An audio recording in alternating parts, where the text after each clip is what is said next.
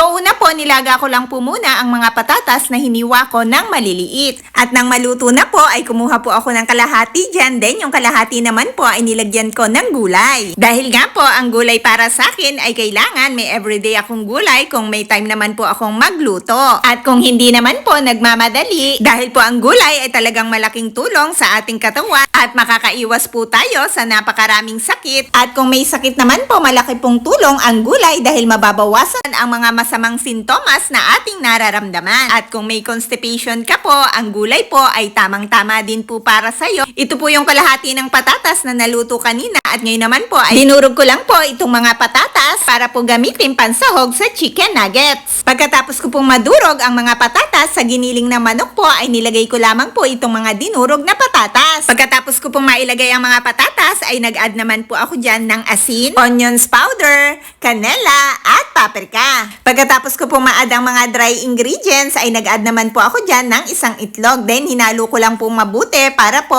mag-combine lahat ng mga ingredients. So dahil po hindi ako satisfied sa kulay, nag-add pa po ako dyan ng paprika. Pagkatapos ko pong mahalo ay nag-add naman po ako dyan ng cornstarch. At hinalo po ulit maigi para combine well po ang mga ito. After ko pong mahalong maigi at nag-combine na lahat ng mga ingredients ay nag-form na po ako dyan ng chicken nuggets. Gamit lamang po ang mga kamay ay pinoform ko lamang po siya ng medyo pa-square at inaayos-ayos hanggang po makuha ko yung form ng parang nuggets talaga na binibili sa tindahan. At inulit-ulit ko lang po ang mga procedure na aking ginawa hanggang po matapos ko po ito pong ginawa kong chicken nugget na may version. So guys, kung hindi mo pa po na-try ang ganito ay pwedeng-pwede rin po tayong gumawa sa bahay kahit hindi na po tayo bumili sa tindahan. Kayang-kaya mo rin pong gawin ang chicken nuggets. So yung natapos ko po na ihulma na nuggets ay luluto ko lang po yan sa air fryer. Pwede rin po sa oven at pwede rin po pirituhin, pero mas maganda po kung sa air fryer o sa oven na lang po natin iluluto para konting-konting mantika lang po ang ating ilalagay para makaiwas po tayo sa inflammation.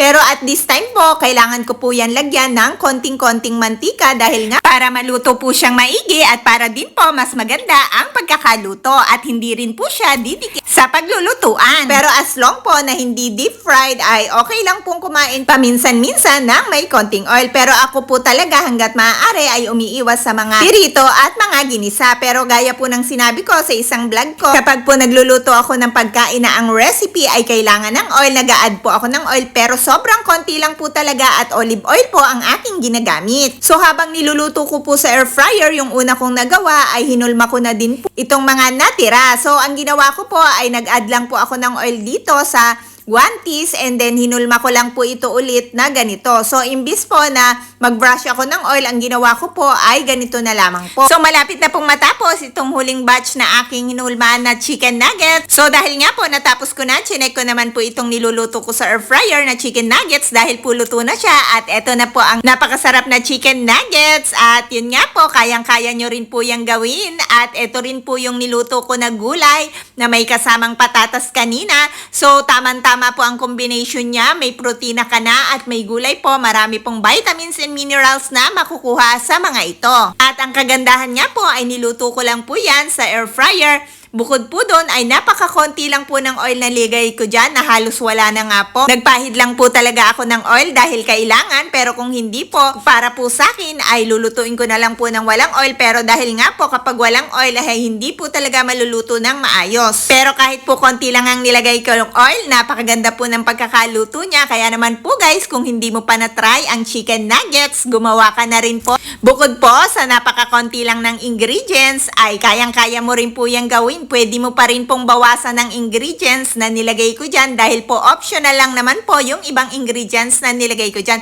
Napakasarap po guys, talagang lasang chicken nuggets. Kaya naman po guys, nag-add po ako ng sausawan na mayonnaise pero dahil nga po wala po akong ketchup, kaya naman po mayonnaise na lang po ang aking nilagay. Tamang-tama din po sa mayonnaise ang chicken nuggets. Perfect combination po talaga siya para sa akin ng may gulay. Ito pong patatas at yung pong gulay na nilagay ko dyan ay talagang masarap din po kapag ganito ang luto. Kahit nilaga po, talaga pong healthy na, Para po sa akin ay masarap po talaga at makakaiwas pa po ako sa napakaraming mga sakit. At palalakasin din po ang aking katawan dahil nga po mayaman sa vitamins and minerals ang mga gulay. Basta kumain lang po ng sapat at wasto, huwag pong sobrang dami. At sabayan na rin po ng dahang-dahang exercise para good health tayo.